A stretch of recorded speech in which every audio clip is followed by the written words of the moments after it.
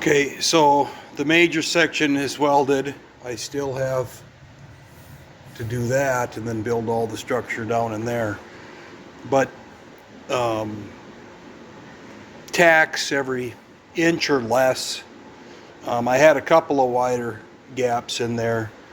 And basically what I did is I would finger it, feel it, as I went. You can see a hint of a red mark there. There was one up here. There was one somewhere in here. There's one there and there. And I would weld to that because the surface was flat. But if I could feel a little bit of raised metal, I would weld it, then dolly that section, and then dolly up to another section so that my material was always flush, right? You just flush across. And then I would continue and just keep going. I used about almost 2 16th, what are these, 16-inch long TIG rods, or steel rod. But at this point now I can probably planish that a little bit. That's hot. Planish that a little bit. I stopped right there because I saw a hole, and you see what happens to a heat signature when you hit a hole. I hit one there and I hit one here. But anyway, I'm go back on it, planish it just to get it to peak a little bit. Just make sure the V groove is down. Of course, the dolly, if I hit from the bottom side, the dolly's going to smash on the welds here. It's not going to go very far, but just a light tap to get the V started to push up, because it sinks, right? Gravity takes it when you're welding. It gets hot, it gets molten, and the gravity takes it down. So then I'll just hit it with some 36 on a 2-inch. Try to stay off of the base metal. Try to get as much of this as possible. Of course, you'll hit it every once and again, but you're not going to take a thou off of it, right? So get the base metal, then tap it. Again, bring the weld up until I can clear the weld off of the base metal or flush with the base metal. On the back side, I did make a rig to keep this apart. I didn't on the other one, and toward the end of the video I added a piece to this edge. But you can clearly see that I got excellent penetration.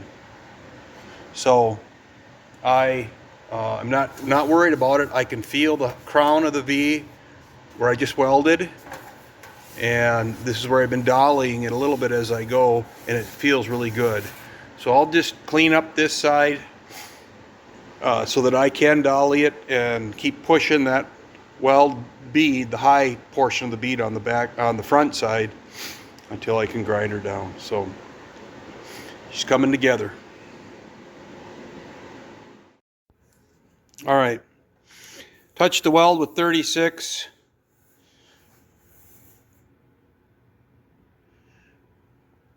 Hit it with 80, planished, hit it with 80, planished, hit it with 80 for the last time, and then I wire brushed it because I want to clean the material off as best I can right now, because we're dang close. Dang close.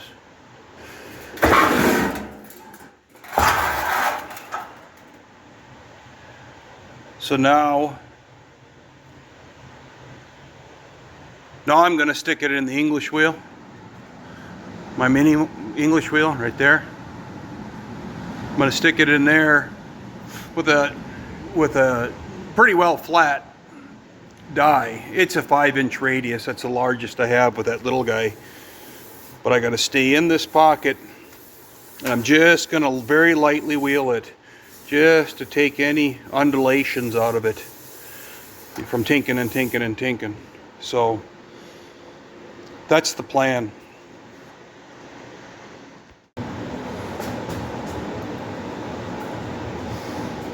All right. All of these dies come with a pin, okay? And the radius is increased from 1 to 2 to 3, and then to 5. Okay. I took one of these.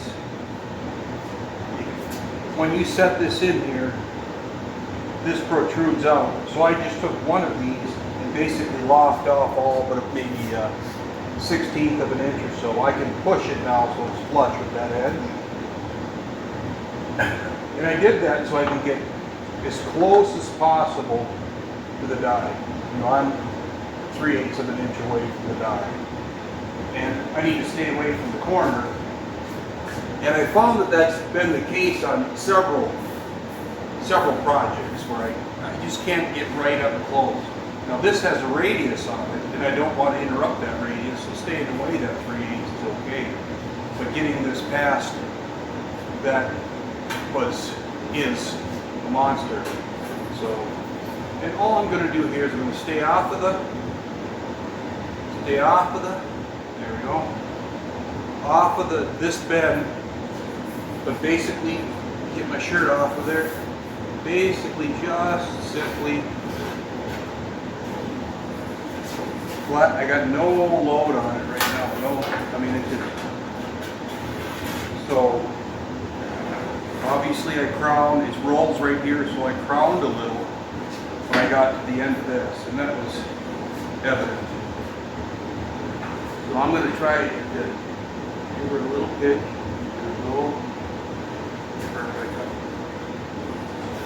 very small turn, and I'm going to start to just basically work out that weld. And this crown.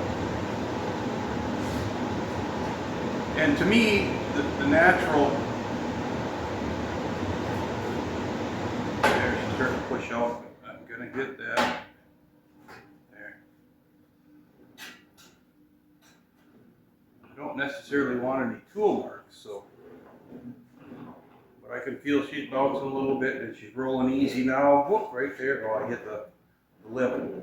But she's just rolling very easy right now because whatever I had in there now is gone. So another tweak, and just keep pushing that material.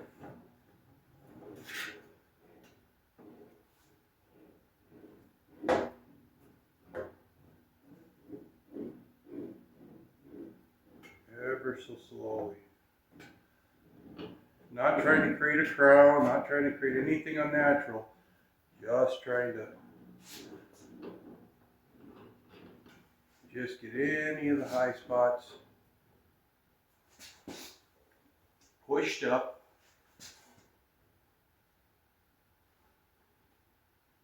Okay. Scraping against the side.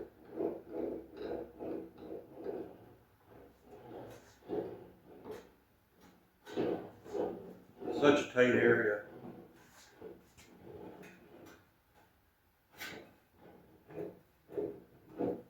But now I'm actually can feel metal pushing and moving. And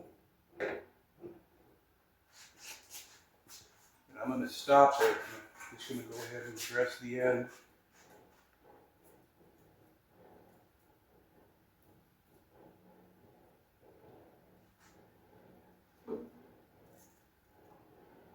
And I happen to know from the other piece that I rolled this in to the radiator. So I'm just going to do that pre-roll, not a whole bunch. I rolled it quite a bit. So it tipped in just a little bit here and gave a little gasket pressure on that radiator. I just want to gently roll it until it feels smooth. So now, basically all I've done is brought this edge up to meet this. When I flip it over, you can see where the grinder wouldn't touch. It touched the corner here on the 80 grit. but it didn't touch right here. And that's what I'm trying to push up, is all of that. Along here then, this is all hit with 80 grit.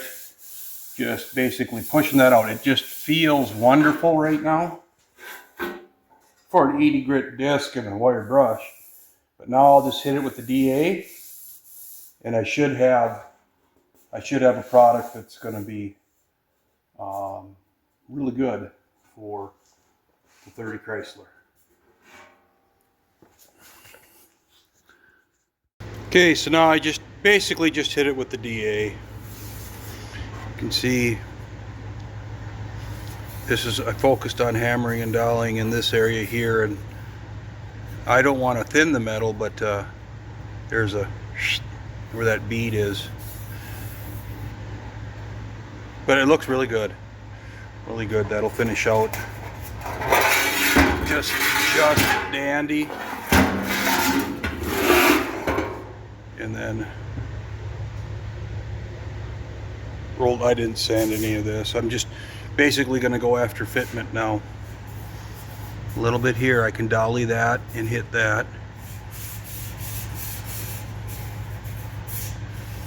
That's just where I mess a turn that side, the wheel sideways. But it feels very good. It feels very, very, very good all the way around.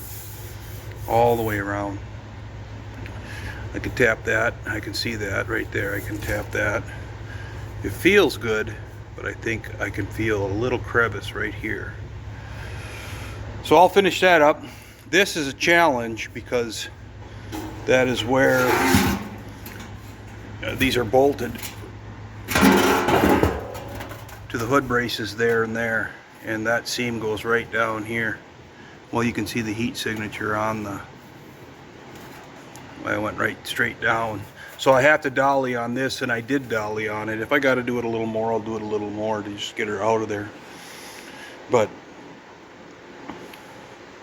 very happy with it. All right, trimmed and test fit.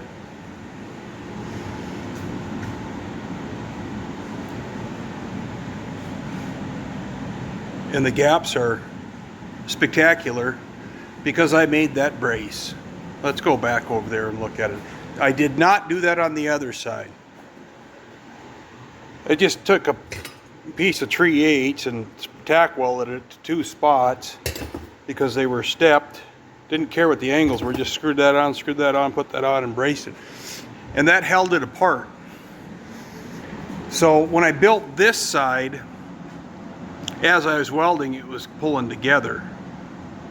And so I had to add material, not a lot. If you remember, it was, I don't know, more than 1/8 of an inch. More than 1/8 of an inch on the bottom, because it pulled that together because there was no material on the bottom. So that held that out. My only concern is I hope they're shaped the same, because I think I have a little more bubble in this, and that's fine. I'll wheel that in. Lessons learned. Now when I put it in, it's tight. It does need to be wheeled anyway because it has to follow the contour. This one is following the firewall, other than right here. He needs to go in, and you can see it. It comes out right here. That's fine. That's easy to dolly in. The rest of it's good. For lessons learned, number 1 was the jig. Make the jig. If you got no material on the bottom, you got to keep that separation. Okay. Number 2 is, and I knew this, that weld shrinks, but I opted to weld those beads on. And look at that. If I could run I don't have anything to run in there, but hopefully you could. I'll try to get as straight as I can on it. This is higher. So I know I'll be cutting that off and dropping that on both sides. I learned that on the other side, and now I'm gonna have to do it on this one. But I mean, I welded them on. You always put the gingerbread on, that bead, and this bead, when I put that on the hood, it's gonna be a separate piece. Because you can't control, you can do whatever you want, but without a huge press die stamping them the same thing out time and time and time again, I'm going to roll the hood over, right? Get it to fit properly. It overlaps the hood side. And then I'm going to identify the location of the bead on the hood side, and I'm going to make them out of separate pieces and take them in. That's the only way you're going to get it in that location to stay in that location. The other thing on this one, I tacked the other one, but my TIG skills have improved substantially, and that was one of the reasons why I wanted to wait on this, is I wanted to have all the time in other things that I could sand down and I can, you know, cover up, and if I screw up I can start over again. Okay? And so that frame became a lot of the practice that got me down into the bowels of welding. Now, although the finish on the other one turned out as good, equally good to this, excuse me, a lot of smoke in here.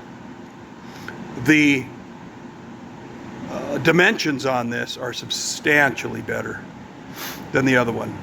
Whatever, you know, they're going to be mirror images anyway, but they look a lot the same. I don't have the other one. It's out, I think I mentioned earlier, it's out for 3D printing the grill. Okay, and where that grill ends, you know, and all that kind of thing on each side. So I am sorry, I don't have a cold, but everything seems to be coming in quite well. It's going to look good, and proud of the work. For a guy who basically tigged a little hither and dither in the past on rough stuff, I built the tank, I guess, a solvent tank, and some other things for other work, where I'm coming in and playing with 18 gauge metal and thinner. A lot of guys shy away from that. So I've very much enjoyed it, and I'm glad that I'm honing that skill. Get out there and get a Vulcan. Get a Vulcan Omni Pro. They're not super expensive. They work great. If this thing shits on me in 2 years, I'll have had it for 5. And it works great. It's not, you need a little more, there's a lot more manual operation to it, but I learned quite a few things on this guy. Number one, I'm running the gas on that tank and the gas on that tank, and so now I can switch over. I used to disconnect everything, take off the wire feed and all that stuff, but it does control it on the inside, so you can run both, where you're just changing your grounds, because TIG wants a positive ground, MIG wants a negative ground. So you flip that over. That's a crossover cable, right? This is the crossover to generate the proper MIG setup, and then you just go right into this line where the gas feeds for TIG, and it's great. This line I can feed into this line this is an out for aluminum.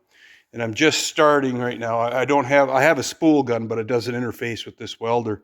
I might get it to, but where I can shut this off, and when I flip over to aluminum, gas flows out of here, and I can connect to it so that I can have an entire setup. Now, a spool gun, of course, is just feeding gas down that line, and your trigger wires are up at the spool gun. But yeah, that's it. Anyway, very happy with this setup. Very happy with what that's been able to do for me. Very happy with what that's been able to do for me. I planished those welds as I was taking them down on this air hammer setup, and very happy for the just get your welds planished. The throat isn't deep enough. There's a whole bunch of issues. For that it was, but for half the things that I wind up throwing against this thing, but for roughing it in and getting it close, then taking it over there and getting it flat, I've been very happy with it. So here we are, 1930 Chrysler, 33 front fenders, 33 grill, and almost done with the metal work. We'll be getting onto the body and getting it gray. Thanks for watching. So a bit on the sideline here, but got an opportunity. These were the 3D printed door handles. And so right now I just basically studded them up and epoxied them in. I'll gently sand that epoxy. And there's 5 of them in case I break one. This was a prototype and I did break it. But the structure was built up and the thermal process was built up for it to be operated or used as a door handle. Anyway, in this case, there were a couple of prototypes, that being the first one right there, and then moving to a different plastic. I think that's an ABS there. That's the stuff that comes with the printer, the basic stuff. Anyway, so these will wind up being 4 of these will wind up being the door handles. And my intentions are, now that they're all sanded, basically scratched out, then scuffed with Scotch-Brite. After the epoxy dries, I'll scuff them with like 180, and then I'm going to hit them. I'm going to hit them with a primer surfacer, and then block sand them down, and then seal them.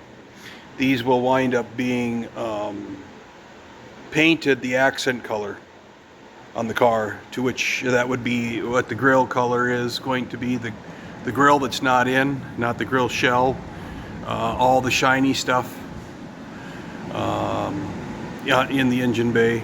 The engine itself and the engine cover will likely be a similar color to the interior, so it's the interior of the hood, the interior of the car, those kinds of things. But the accent color I'm gonna migrate away from the chrome and migrate to something else that will be a metallic, whether it be gray or silver or copper or bronze or whatever. Throw in your comments if you got some. We'll plan for that. So that's quick status.